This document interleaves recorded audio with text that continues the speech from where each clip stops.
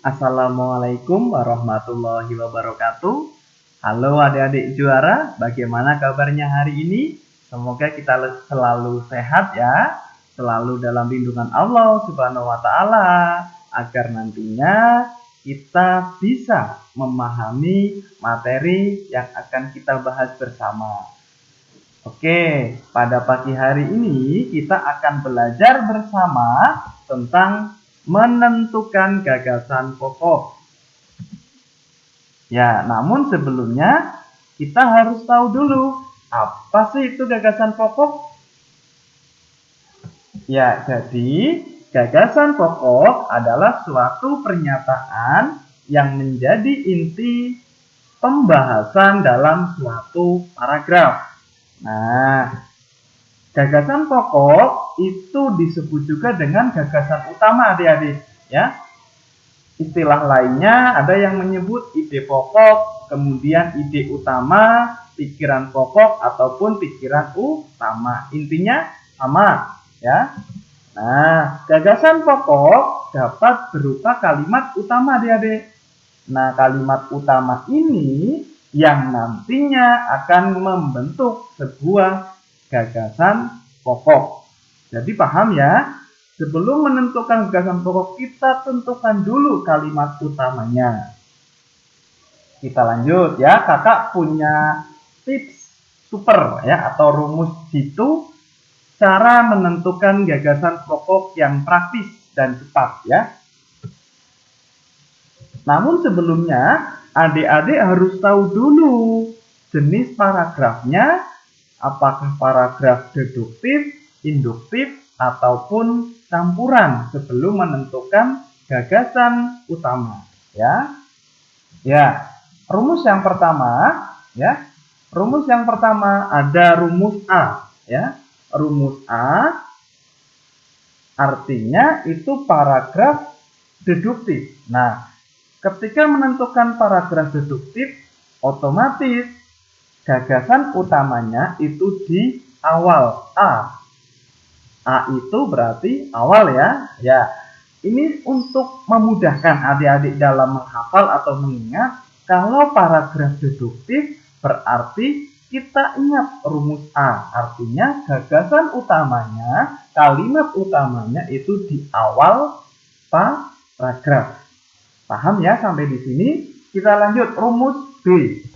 B itu berarti paragrafnya, jenis paragrafnya induktif adik-adik. Atau kalimat utamanya, gagasan utamanya itu di belakang B. Belakang ya.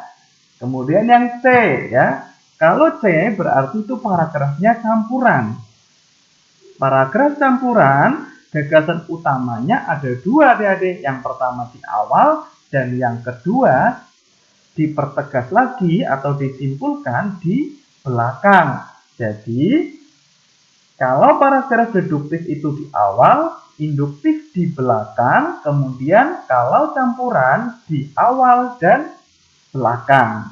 Ingat ya, kita mempunyai rumus 3, yang pertama A, kemudian B dan C untuk menentukan gagasan utama. Paham ya sampai di sini?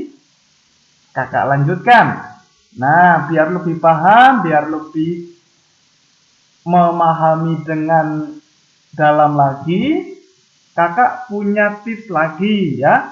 Ciri paragraf deduktif. Letaknya itu selalu di awal adik-adik ya. Letaknya di awal paragraf atau kalimat pertama dalam satu paragraf. Kemudian berisi pernyataan umum dulu, baru diikuti pernyataan khusus, dan selanjutnya tergantung berapa kalimat. Kemudian kalimat kedua, ketiga itu mendukung kalimat utama. Adik-adik, jadi kalimat kedua, ketiga itu mendukung kalimat pertama. Nah, biasanya terdapat penanda kata itu ini tersebut pada kalimat kedua, ketiga, ataupun seterusnya. Itu yang perlu diingat. ciri dari paragraf deduktif. Yang kalimat utamanya tadi di mana? Di awal ya. Ingat rumus A kalau paragraf deduktif. Oke, kakak contohkan. Misalkan ada sebuah paragraf, ya. Kalimat pertama, lingkungan di sekitar kita sudah banyak yang rusak atau tercemar. Kalimat kedua, hal ini disebabkan salah satunya karena kurangnya wawasan atau pengetahuan masyarakat terkait pengelolaan lingkungan. Kalimat ketiga, pendidikan pengelolaan lingkungan hidup perlu ditanamkan kepada anak sejak usia dini. Kalimat keempat, anak-anak lebih mudah menginternalisasikan nilai-nilai dalam kebiasaan melestarikan lingkungan hidup dibanding orang dewasa. Nah, di sini kalau paragraf deduktif dilihat ya, cara cepatnya dilihat kalimat kedua ya. Kalimat kedua apakah mendukung kalimat pertama? Jika iya, praktis otomatis kalimat utamanya di kalimat pertama. Jadi jenis paragrafnya pasti paragraf deduktif ya. Ya, kita lihat. Nah, di situ pada kalimat pertama itu ada kata lingkungan. Itu yang menjadi pokoknya ya. Kita lihat di kalimat kedua ada hal ini. Hal ini itu menerangkan siapa sih? Menerangkan apa sih? Tentu saja menerangkan lingkungan ya.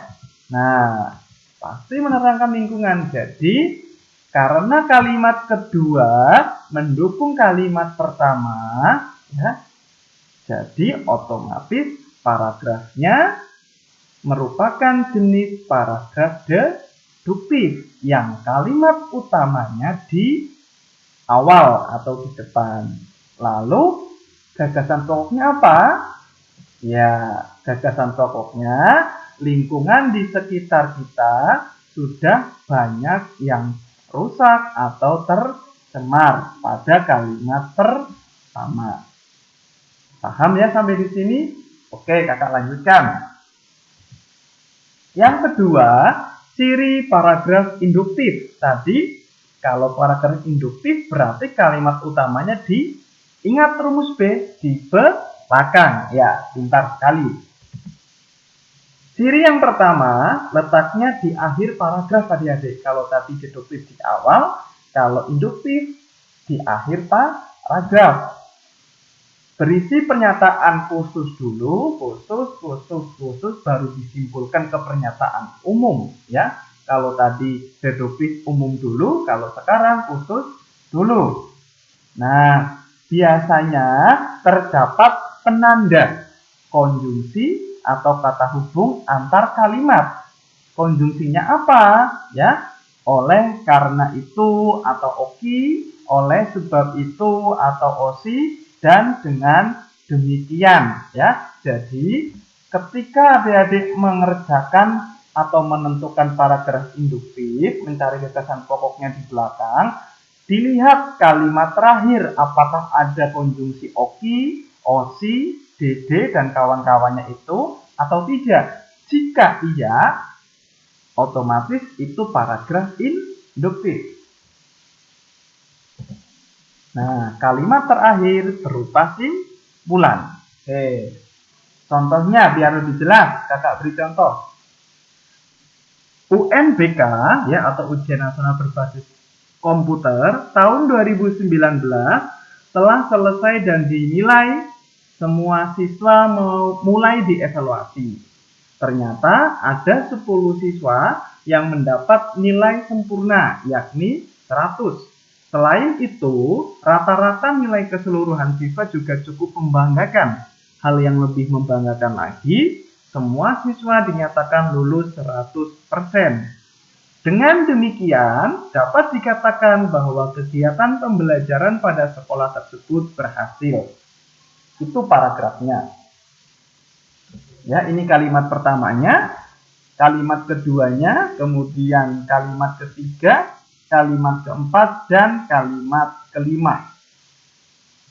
Nah, dilihat pada kalimat terakhir ada konjungsi antar kalimat dengan demikian, atau yang lebih gampangnya kita mengingat DD ya. Otomatis jenis paragrafnya induktif ya, kalimat utamanya tidak lagi di depan tapi di belakang atau akhir paragraf. Jadi gagasan pokoknya apa? Kegiatan pembelajaran ya, kita langsung tidak harus sama persis kalimatnya dengan kalimat utamanya, kita bisa yang namanya gagasan pokok intinya saja. Jadi gagasan pokoknya kegiatan pembelajaran pada sekolah tersebut berhasil. Paham ya? Kita lanjut yang ketiga, ciri paragraf campuran ya. Campuran C berarti di awal dan belakang. Ada dua gagasan pokoknya. Letaknya di bagian awal dan akhir paragraf adik-adik. Kemudian berisi pernyataan umum dulu, khusus, baru umum lagi.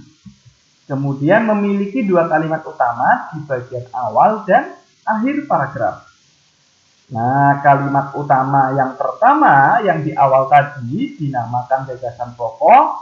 Kemudian kalimat utama digunakan sebagai suatu simpulan.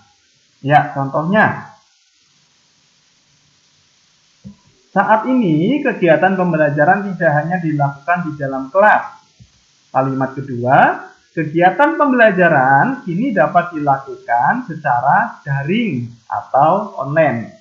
Kalimat ketiga, berbagai situs di internet telah menyediakan program pembelajaran secara daring. Kalimat keempat, semua siswa bebas memilih materi pelajaran yang diinginkan.